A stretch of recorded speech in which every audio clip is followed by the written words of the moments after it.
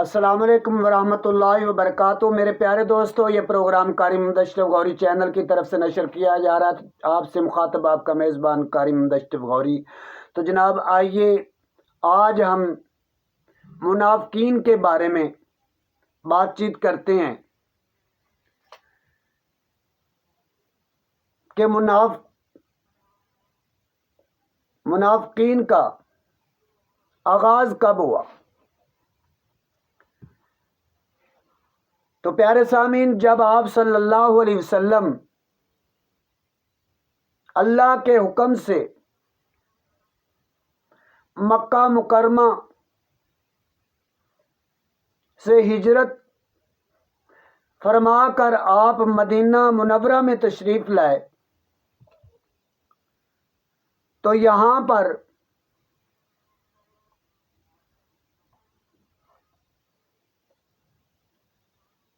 یہودیوں کے 3 قبیلے آباد تھے۔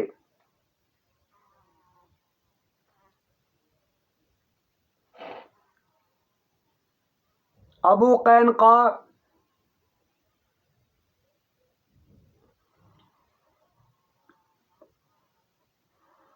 بنو نذیر اور بنو قریظہ، یہ 3 قبیلے اہل یہود کے مدینہ منورہ میں آباد تھے۔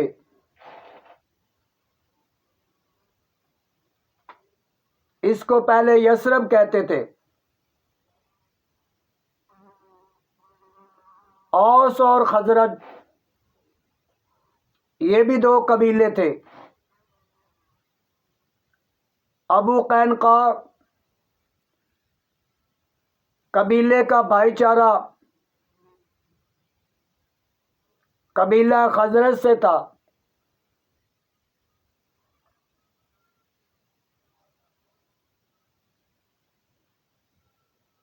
اور جو دوسرے 2 قبیلے تھے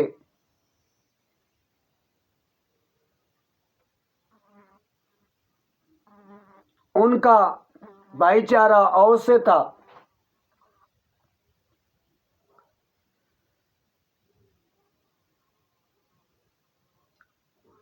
عبداللہ بن ابی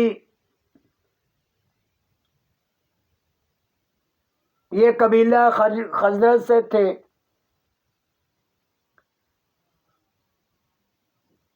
اوس والے بھی ان کی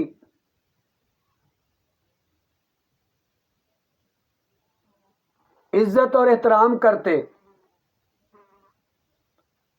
تو اب منافقین کے جو سردار، رئیس المنافقین عبداللہ بن ابی، اس کی تاج پوشی ہونی تھی، یعنی ان کو اپنا سردار انہوں نے منتخب کرنا تھا۔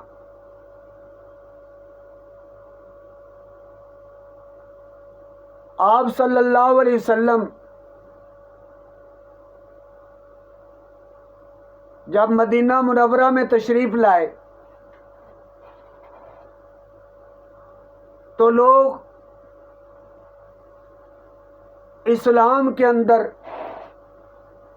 داخل ہونا شروع ہوئے۔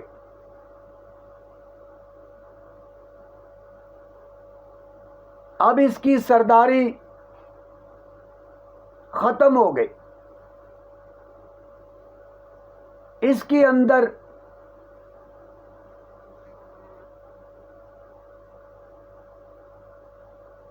دشمنی حضرت محمد صلی اللہ علیہ وسلم کی اور اسلام کی بڑھنے لگی اس کے دل کے اندر۔ اب اس نے اسلام کی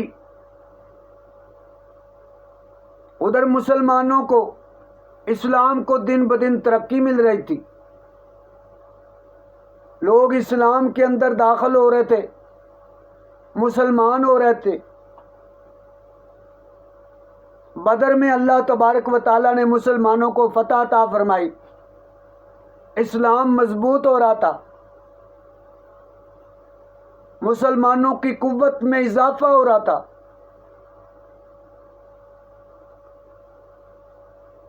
دوسرے قبیلوں کے لوگ ذوق سے شوق سے اسلام کے اندر داخل ہو رہے تھے، مسلمان ہو رہے تھے۔ اس کو بڑی تکلیف، ایک تو اس کو یہ تکلیف تھی، اس کے دل میں خار تھی کہ میری سرداری چلی گئی،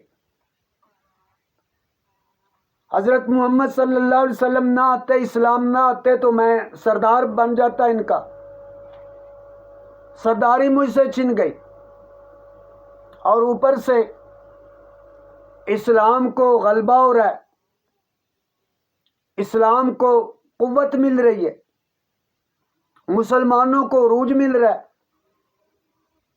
تو اب اس نے دشمنی شروع کر دی۔ تو پیارے دوستو، اس پر بات جاری ہے۔